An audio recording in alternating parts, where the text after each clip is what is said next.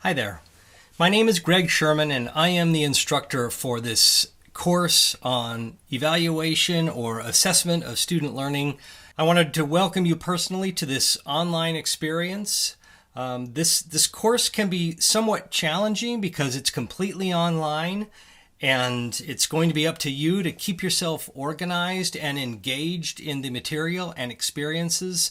But I think you will find that having the flexibility of being able to access the important information and interact with the projects and the practice and feedback on your own time and on your own terms can be very rewarding. And I can assure you, most importantly, that everything you are going to be asked to learn in this class is something that you will apply regularly throughout your jobs as professional educators. This is probably one of the most relevant courses that you will ever take in your studies with education. Now, I want to begin by just kind of providing you with a sort of a brief overview of this class before you dive in and look at what's expected of you in week one of the course. And from a broad perspective, I just sort of wanted to present you with kind of the course big picture from the words of the person who wrote the textbook that we're going to be using, that's going to define a lot of the information and examples provided in this course. So James Popham is the author of the course text, and he has been involved in assessment and evaluation in education for half a century, and I really appreciate his work in the field. He's got a good sense of humor, believe it or not. I think that as you read the material in the course text, you're actually going to find it somewhat entertaining, which is no small feat for a subject like evaluation and assessment.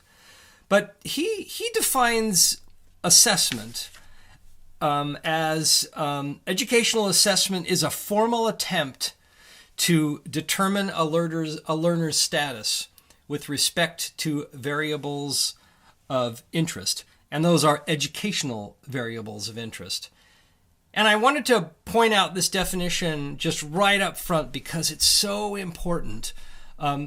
Your job as an educator is to both formally and informally measure or determine how well your students can perform the tasks or the skills you want them to be able to perform related to the things that you think are really important for them to be able to learn how to do in your class.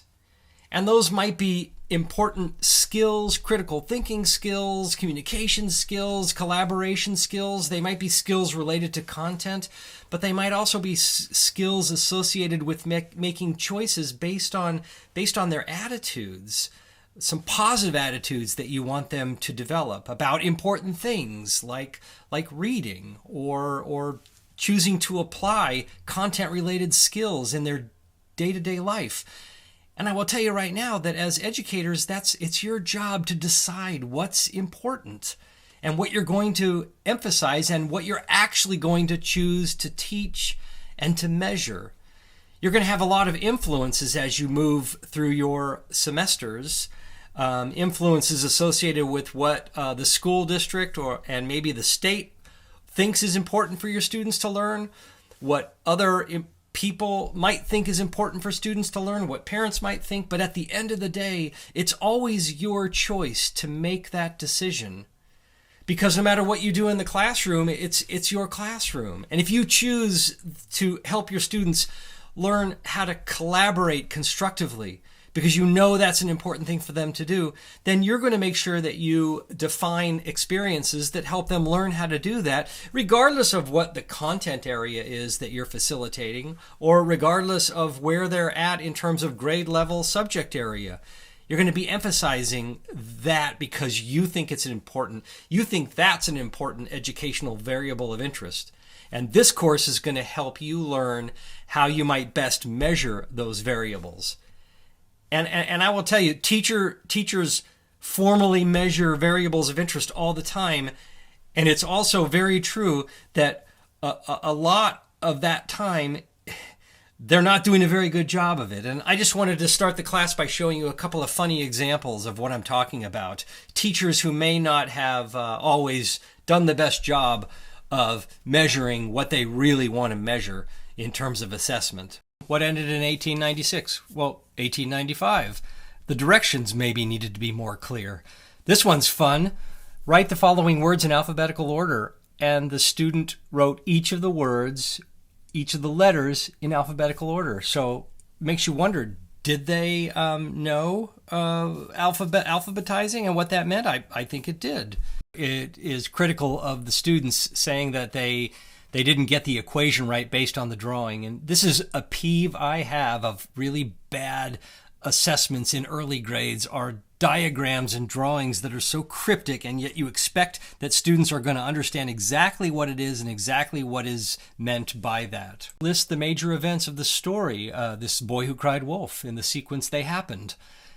It looks to me like the student got it exactly. Now, I'm not sure if the teacher graded them off on this or not, but obviously the directions could have been better with respect to getting at what you really want the students to measure, though it seems to me they definitely understood the story. Think of different addition strategies. Write or draw 2 ways you can solve 4 plus 3. Way 1 is use your fingers. Seems good to me. Way 2, use your head. Again, I'm not sure what exactly is trying to be measured, but those answers don't necessarily mean that the students can't do what the teacher is trying to measure. In your opinion, which location would be the most dangerous during a tornado? Circle 1 is circled. It is way too dangerous to circle a tornado. That's hilarious. But what really bothers me about this item is look at the very bottom of the page. Write a tongue twister that describes a tornado. If that really is an item that a teacher is using to measure whether or not students understand what they want them to understand about tornadoes, and asking them to write a tongue twister, then they're asking them to do something completely different than what I think they're actually trying to measure.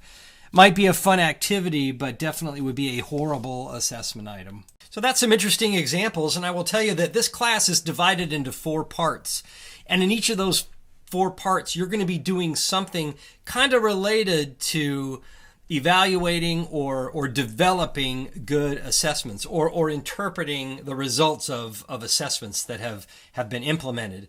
So this is a graphic representation of kind of the course big picture, and it starts with having you just gain a good understanding of what it means what good assessments mean, that they're valid, reliable, and fair. So when you see VRF in the big picture, you'll know that I'm talking about some fundamental concepts that you're going to be exposed to at the very, very first part of the class. Then the next part of the class involves you in actually evaluating and developing good assessment items. That is, assessment items that are valid, reliable, and fair. The next parts of the course focuses on how you might develop really good assessments that are not focused on sort of traditional selected response or constructed response items, but how you're going to use assessments to measure performances. So the course will focus on that. And then it will end with you using data that's collected from assessments to help you figure out what worked and what didn't work as an educator.